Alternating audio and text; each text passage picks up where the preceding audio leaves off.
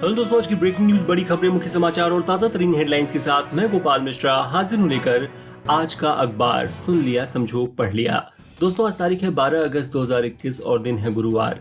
आज की latest news updates में हम जानेंगे किन्नौर में गिरती चट्टानों की चपेट में आई गाड़ियां, 10 की मौत। एटीएम में कैश न होने पर आरबीआई लगाएगा बैंकों पर फाइन।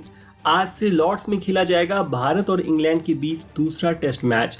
धोखाधड़ी मामले में पूछताछ के लिए यूपी पुलिस पहुंची शिल्पा शेट्टी के घर और ऐसी तमाम बड़ी खबरों पर डालेंगे नजर। तो चलिए फटाफट शुरुआत करते हैं आज के रोचक तथ्य के साथ। क्या मकड़ी का घातक जहर भी इंसानों के काम आ सकता है? जी हाँ, दुनिया की सबसे खतरनाक मकड़ी के जहर से हार्ट अटैक का इलाज हो सकेगा। वैज्ञानिकों का कहना है फनल वेब मकड़ी के जहर में ऐसे मॉलिक्यूल पाए गए हैं जो हार्ट अटैक के बाद दिल में होने वाले डैमेज रोक सकते हैं। इतना ही नहीं, इसकी मदद से ट्रांसप्लांट करवाने वाले मरीजों के हार्ट की लाइफ भी बढ़ाई जा सकेगी।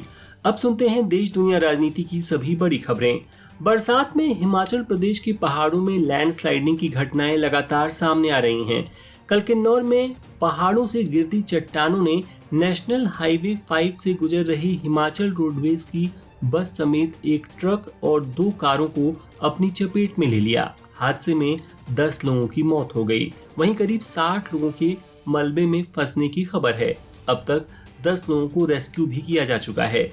जानकारी के मुताबिक पहाड़ से गुजर रही जो बस मलबे में दब गई थी, उसके ड्राइवर का फोन चालू था। बस के कंडक्टर और मुसाफिरों ने उसी फोन से कॉल करके मदद मांगी। इसके बाद रेस्क्यू टीम लोगों को बचाने पहुंची। दोस्तों, भारत के सबसे ज्यादा सुने जाने वाले हिंदी न्यूज पॉडकास्ट में से एक आज का अखबार को अब आप आसानी से अपने टेलीग्राम ऐप में पा सकते हैं। इसके लिए आपको हमारे चैनल आज का अखबार को टेलीग्राम पर सर्च कर या नीचे कमेंट बॉक्स में दिए गए लिंक पर क्लिक कर ज्वाइन करना होगा। इसके बाद आपको दिन भर जरूरी खबरों की अपडेट्स मिलती रहेंगी। तो चलिए बढ़ते हैं अगली खबर की तरफ। केरल के बाद अब हिमाचल में भी कोरोना संक्रमण की रफ्तार चिंता बढ़ा रही है। यहाँ मंगलवार को 419 मरीजों की कोरोना रिपोर्ट पॉजिटिव आई है। 186 ठीक हुए और 2 की मौत हो गई। यहाँ नए केस 11 जून के बाद सबसे ज्यादा हैं, तब 505 संक्रमित मिले थे। पूरे देश की बात करें तो मंगलवार को 38,335 नए मरीज मिले, 39,609 लोग ठीक हुए और 496 लोगों ने अपनी जान गंवाई। कोरोना का डेल्टा वेरिएंट और ज्यादा खतरनाक होता जा रहा है। एक्सपर्ट्स का दावा है कि वैक्सीनेशन के बाद हर्ड इम्यूनिटी भी इस वेरिएंट को रोक पाने में नाकाम लग रही है। वैक्सीनेशन के बाद भी लोग इसकी चपेट में आ रहे हैं। ऐसे में संक्रमण कब तक रहेगा, यह कह पाना मुश्किल है। ऑक्सफोर्ड वैक्सीन ग्रुप के प्रमुख प्रोफेसर एंड्रयू पोलार्ड ने मंगलवार को ब्रिटेन के ऑल पार्टी पार्लियामेंट्री ग्रुप की मीटिंग में ये बातें कहीं। आंध्र सरकार ने बुधवार को केंद्र को बताया कि राज्य में कुछ कोरोना मरीजों की मौत ऑक्सीजन की कमी से हुई। राज्य सरकार ने कहा कि कुछ कोरोना संक्रमित वेंटिलेटर सपोर्ट पर थे और इस दौरान ऑक्सीजन का प्रेशर कम होने के चलते उनकी जान चली गई। इससे पहले केंद्र सरकार ने संसद में जानकारी दी थी कि पूरे देश में एक भी मौत ऑक्सीजन की कमी के चलते नहीं हुई है। भारतीय उद्योग परिसंघ CII की 2 दिन तक चलने वाली सालाना मीटिंग बुधवार को शुरू हुई। प्रधानमंत्री नरेंद्र मोदी ने वीडियो कॉन्फ्रेंसिंग से इस मीटिंग को संबोधित किया। पीएम ने कहा कि हमने इतिहास की गलती को सुधारते हुए रेट्रोस्पेक्टिव टैक्स खत्म किया है। इससे उद्योगों और सरकार के बीच भरोसा बढ़ेगा। इस मीटिंग में सिंगापुर के उप प्रधानमंत्री हैंग स्वी कीट इंटरनेशनल गेस्ट के तौर पर मीटिंग में मौजूद थे। संसद के मॉनसून सेशन में मंगलवार को राज्यसभा में हुए हंगामे पर बोलते हुए राज्यसभा के सभापति M वेंकैया नायडू भावुक हो गए। उन्होंने कहा कि लोकतंत्र के मंदिर की बेअदबी होने से वे रात भर सो नहीं सके। कल लोकसभा की कार्रवाई अनिश्चित काल तक के लिए स्थगित होने के बाद लोकसभा अध्यक्ष ओम बिरला ने सत्ता पक्ष और विपक्ष के नेताओं की बैठक बुलाई, जिसमें संसद चलाने के मुद्दे पर एक राय बनाना था। इस दौरान प्रधानमंत्री नरेंद्र मोदी, गृह मंत्री अमित शाह, कांग्रेस की अंतरिम अध्यक्ष सोनिया गांधी और लोकसभा में कांग्रेस के नेता अधीर रंजन चौधरी मौजूद रहे। दिल्ली के पूर्व मुख्य सचिव अंशु प्रकाश से मारपीट के मामले में स्पेशल कोर्ट ने आम आदमी पार्टी आप के 2 विधायकों अमानतुल्लाह खान और प्रकाश जरवाल को दोषी ठहराया है। हालांकि दिल्ली के मुख्यमंत्री अरविंद केजरीवाल, उप मुख्यमंत्री मनीष सिसोदिया और आप के 9 दूसरे विधायकों को बरी कर दिया गया है। पश्चिम बंगाल की मुख्यमंत्री ममता बनर्जी को इंटरनेशनल पीस कॉन्फ्रेंस में शामिल होने के लिए इटली से बुलावा आया है। 6 और 7 अक्टूबर को रोम में आयोजित इस कार्यक्रम में पोप फ्रांसिस और जर्मन चांसलर एंजेला मार्केल के अलावा दुनिया भर के ईसाई चर्चों के प्रतिनिधि भी हिस्सा लेंगे। हालांकि ममता जाएंगी या नहीं ये साफ नहीं है। भारत सरकार अमेरिकी कंपनी फाइजर से 5 करोड़ वैक्सीन डोज ले सकती है। वॉल स्ट्रीट जर्नल ने अपनी रिपोर्ट में यह दावा किया है। हालांकि भारत सरकार ने इस बारे में कोई बयान जारी नहीं किया है। राज्यों को ओबीसी की लिस्टिंग करने का अधिकार देने वाला बिल बुधवार को राज्यसभा में भी सर्वसम्मति से पास हो गया। लोकसभा ने मंगलवार को इसे बिना किसी विरोध के मंजूरी दे दी थी। लोकसभा के बाद राज्यसभा में भी बिल के पास होने के बाद इसे राष्ट्रपति से मंजूरी मिलना बाकी रहेगा। इसके बाद यह कानून बन जाएगा। अफगानिस्तान में तालिबान ने भारत के गिफ्ट किए Mi-24 अटैक हेलीकॉप्टर पर कब्जा कर लिया है। हालांकि यह हेलीकॉप्टर उड़ने की हालत में नहीं है। अफगानिस्तान की एयरफोर्स ने इसका इंजन और बाकी कलपुर्जे पहले ही निकाल लिए थे। अफगानिस्तान में धीरे धीरे तालिबान अपनी जड़ें मजबूत करता जा रहा है। बुधवार को तालिबानी आतंकियों ने कुंदुज प्रोविंस के आर्मी हेडक्वार्टर पर कब्जा कर लिया। इस बीच अमेरिकी एक्सपर्ट्स की एक रिपोर्ट सामने आई है जिसमें बताया गया है कि तालिबान 3 महीने के अंदर काबुल पर कब्जा कर सकता है। राष्ट्रपति गनी ने सेना प्रमुख को हटा दिया है जबकि वित्त मंत्री ने देश छोड़ दिया है। इस बीच अमेरिका के राष्ट्रपति जो बाइडेन ने अफगान नेताओं से अपनी मातृभूमि के लिए लड़ने की अपील की है। कोरोना पर चीन का एक और झूठ पकड़ा गया है। चीन की मीडिया कई दिनों तक एक ऐसे शख्स के हवाले से खबरें प्रकाशित करता रहा जो असलियत में है ही नहीं। हालांकि बाद में झूठ बेनकाब होने पर चीन ने माफी मांग ली है। अब सुनते हैं बिजनेस वर्ल्ड की लेटेस्ट न्यूज। शेयर बाजार बुधवार को मजबूती के साथ खुले, लेकिन अंत में बाजार सपाट बंद हुए। सेंसेक्स 28 अंक फिसलकर 54,525 पर और निफ्टी 2 अंक की मामूली बढ़त के साथ 16,282 पर बंद हुआ। कई बार एटीएम में कैश न होने के कारण लोगों को परेशानी का सामना करना पड़ता है। इसको देखते हुए आरबीआई ने एटीएम में कैश खत्म होने के मामले में बैंकों पर जुर्माना लगाने का फैसला किया है। ये नया नियम 1 अक्टूबर से लागू होगा। आरबीआई के निर्देशों के तहत 1 अक्टूबर 2021 से अगर किसी बैंक के एटीएम में किसी महीने अगर 10 घंटे या इससे ज्यादा समय तक कैश उपलब्ध नहीं रहता है तो उस पर 10,000 रुपए का जुर्माना लगाया जा सकता है। डिजिटल वर्ल्ड के चोरों यानी हैकर्स ने $60 करोड़ यानी लगभग 4,500 करोड़ रुपए से ज्यादा की इथेरियम और दूसरी क्रिप्टो करेंसी चुरा ली है। इस साल क्रिप्टो करेंसी में सेंधमारी की कई घटनाएं हुई हैं, लेकिन इतनी बड़ी चोरी पहली बार हुई है। साइबर अटैक झेलने वाले प्लेटफॉर्म ने चोरों का पता भी लगा लिया है और करेंसी लौटाने को कहा है।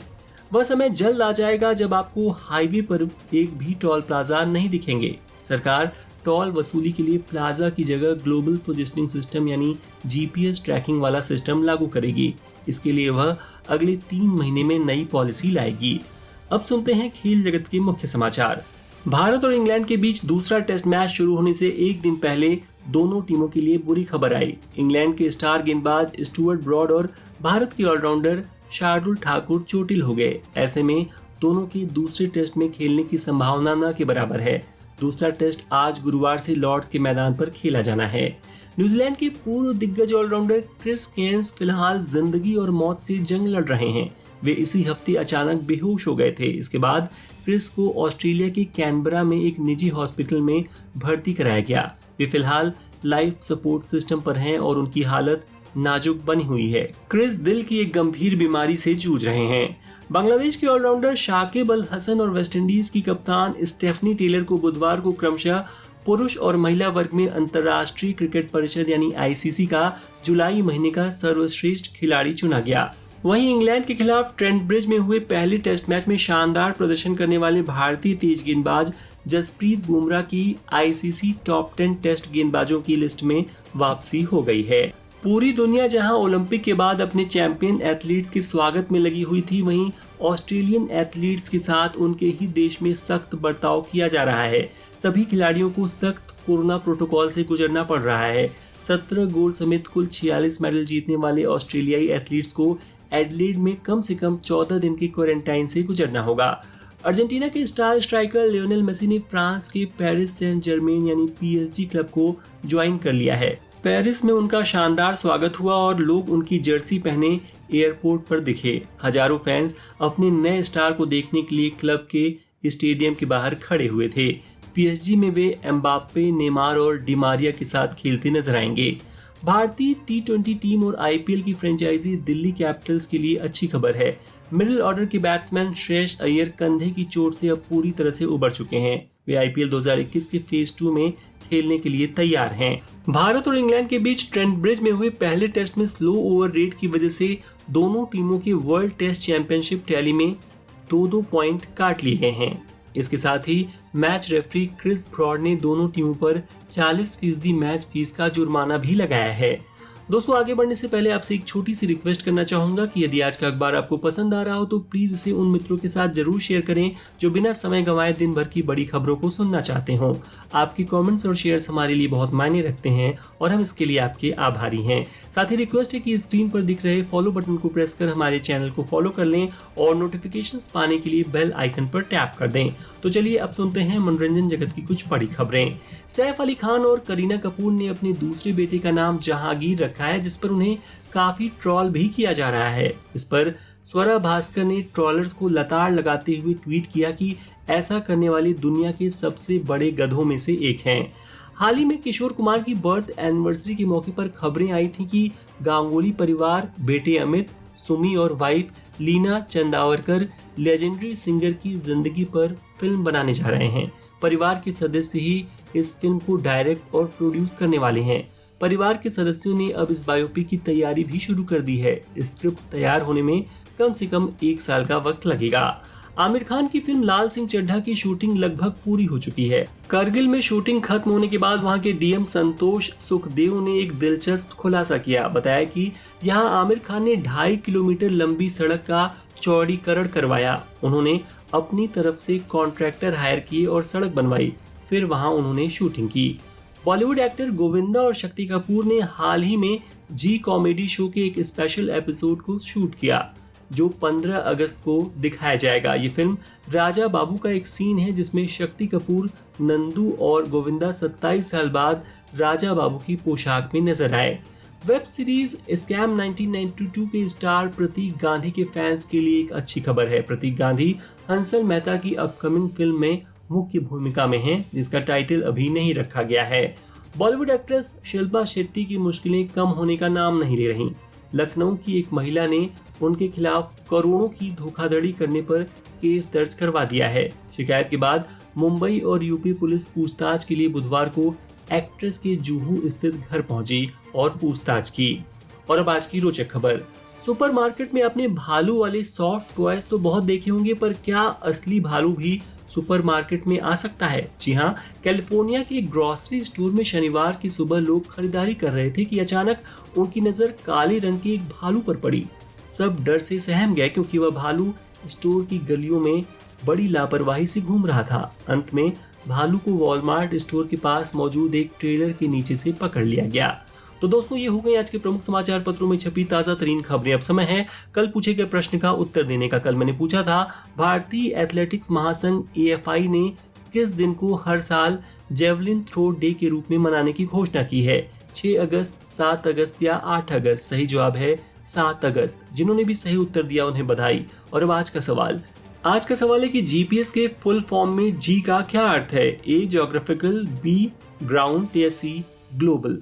कृपया कमेंट के माध्यम से अपना उत्तर जरूर दें। आज का अखबार अंत तक सुनने के लिए आपका बहुत बहुत धन्यवाद। And once again I request you to please follow our channel and share this podcast with your friends. तो कल फिर होगी मुलाकात, क्योंकि हर दिन हर बार लेकर आता हूं मैं आज का अखबार। तब तक के लिए नमस्कार।